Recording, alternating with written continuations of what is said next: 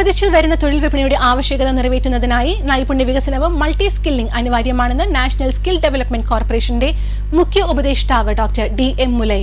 കൊച്ചിയിൽ seagull institute of management and technology ആരംഭിച്ച കോളേജിലെ ആദ്യ AR/VR അധിഷ്ഠിത 3D എഡ്യൂക്കേഷണൽ തിയേറ്റർ ഉദ്ഘാടനം ചെയ്ത് സംസാരിക്കുകയായിരുന്നു അദ്ദേഹം. ആഗോളതലത്തിൽ വൈദഗ്ധ്യമുള്ള തൊഴിലാളികളുടെ ആവശ്യകത പ്രയോജനപ്പെടുത്താൻ യുവതലമുറയെ സജ്ജമാക്കുന്നതിന് ഓരോ പൗരനും ഉത്തരവാദിത്തമുണ്ട്. ദേശീയ അന്തർദേശീയ നൈപുണ്യ ലക്ഷ്യങ്ങളുമായി വിദ്യാഭ്യാസത്തെ സമന്വയിപ്പിക്കുന്ന സീഗൾ ഇൻസ്റ്റിറ്റ്യൂട്ട് പോലുള്ള സംരംഭങ്ങളുടെ പ്രവർത്തനം മാതൃകാപരമാണെന്നും ഡോക്ടർ DM മുലൈ പറഞ്ഞു.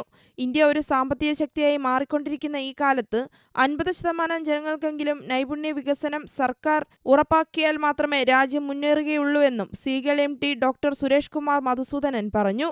വിദ്യാർത്ഥികൾക്ക് കാര്യങ്ങൾ കണ്ട് മനസ്സിലാക്കുന്നതിനും വളരെ സൂക്ഷ്മമായി വിശകലനം ചെയ്യുന്നതിനും സഹായമാകുമെന്നതാണ് 3D എഡ്യൂക്കേഷണൽ തിയേറ്ററിന്റെ പ്രത്യേകത. ജർമ്മൻ, ജപ്പാൻ, ഇംഗ്ലീഷ് തുടങ്ങിയ ഭാഷാ ട്രെയിനിംഗ് പ്രോഗ്രാമും CMAT-ൽ ലഭ്യമാണ്.